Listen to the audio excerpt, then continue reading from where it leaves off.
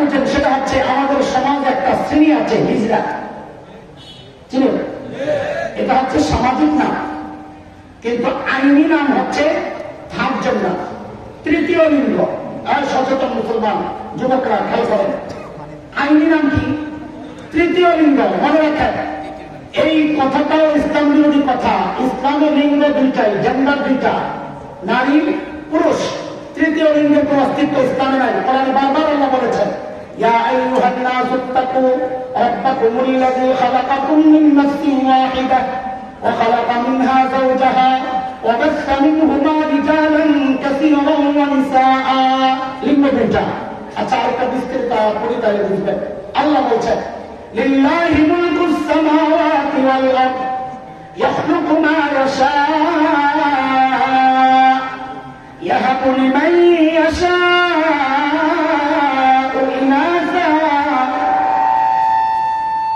ويهب لمن يشاء الذكور أو يزوجهم ذكرانا وإناثا ويجعل من يشاء عقيما إنه عليم قدير। কিরে ভাই, আমার লগে তোর এত খেপ খেলবে মাইকলা আর একবার আমি সেরা বলছি কি ওরা কি আপনারা লাগবে না, সব লাগবে যাচ্ছে সেটা। আল্লাহ বলেন, আমি যাকে চাই তাকে শুধু মেয়ে দেই, সূরা 1। যাকে চাই তাকে শুধু ছেড়ে দেই, সূরা 2। যাকে চাই তাকে ছেড়ে দেই, মেয়েও দেই, সূরা 3।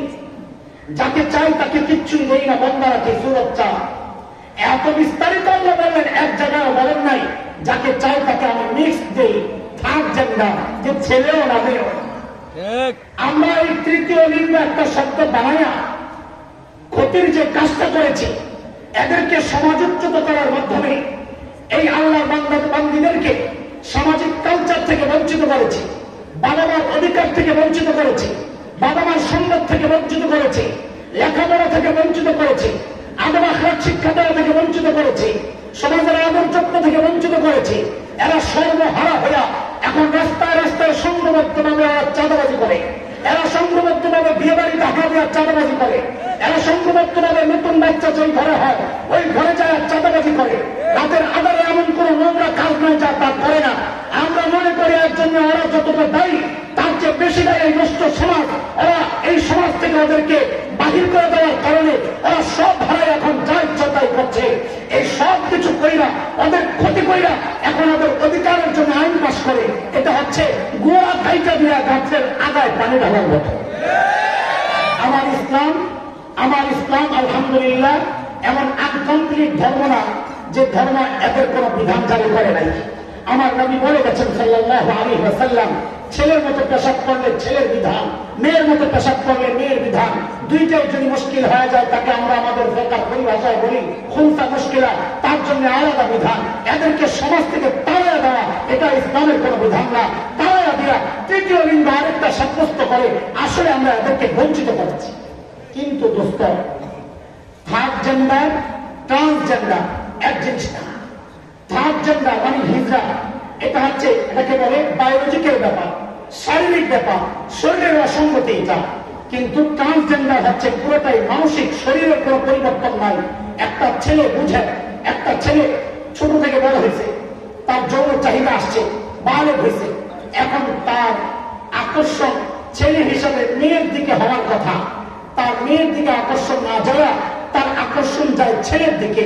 এখন পশ্চিমা আইন পাস করছে, কেউ যদি মনে করে আমি নিজে ছেলে না আমি মেয়ে, কারণ আমার ছেলের দিকে আকর্ষণ যায়, তাহলে আমার ভেতরটা মেয়ে, তাইলে বোঝা গেল তার ভেতর মেয়ে উপর ছেলে। তার মানে আল্লাহ মেয়ের মনকে ভুলে ছেলের শরীরের মধ্যে ঢুকায় দিচ্ছে। এখন সে যদি বলে আমি ছেলে, মেয়ে যদি বলে আমি ছেলে, আইন করে বলতে হবে সে ছেলে। মেয়ে ছেলে যদি বলে আমি মেয়ে, আইন পাস করতে হবে সে মেয়ে। ও দোস্ত, এটা হচ্ছে